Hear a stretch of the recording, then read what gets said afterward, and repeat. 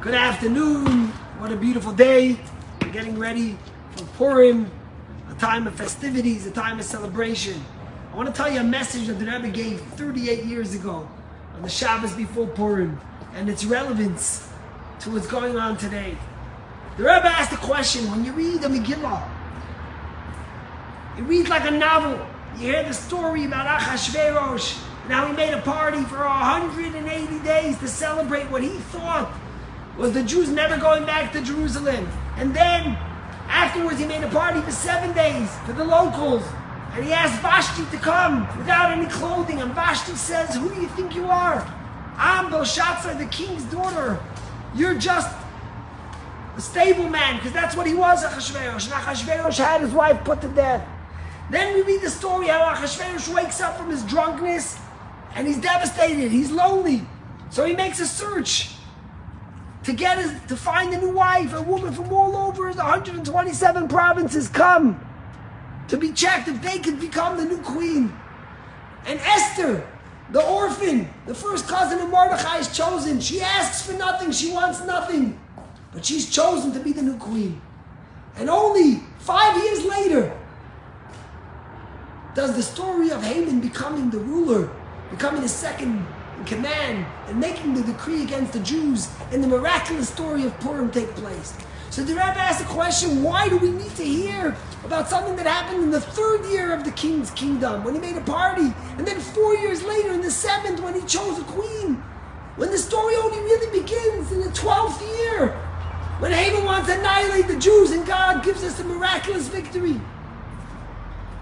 Some people, the Rebbe says, might even be uncomfortable with the stories for young children. Why would we put the stories in the Megillah?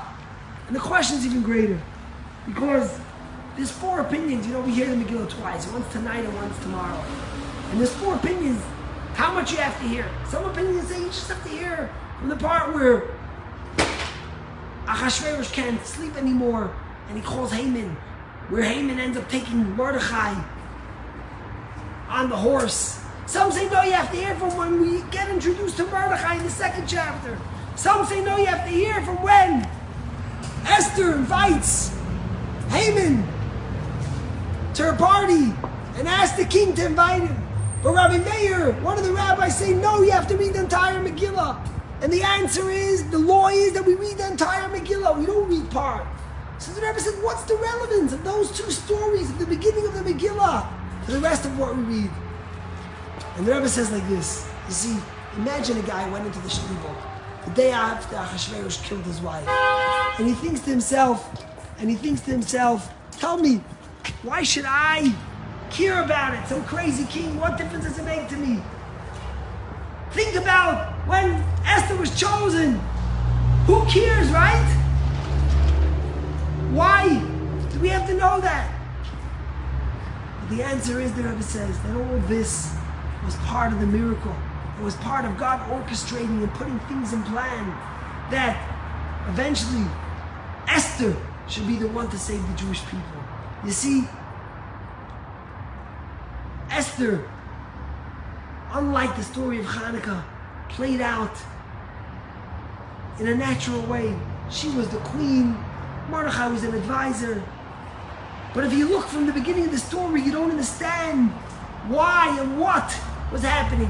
But if you look at the end of the story, you understand that everything was part of the plan. Sometimes you look at the world.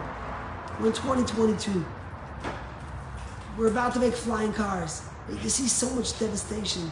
You look at Ukraine, and you say, what's going on? And the answer is, we have to cry out from the pain. And we have to help those who need help, but we also have to know that there's an orchestrator of the world. And we have to have faith and hope and courage that this year, Purim, we will eradicate all the Hamans, all the hate, all those who want to annihilate the Jewish people, all those who want to kill and butcher, will be annihilated finally on this year, Purim. Join us tonight to hear the Megillah. Tomorrow morning, to hear the Megillah. Tomorrow night we have a party. It's a time of celebration, a time of hope, a time of courage. Chag Sameach.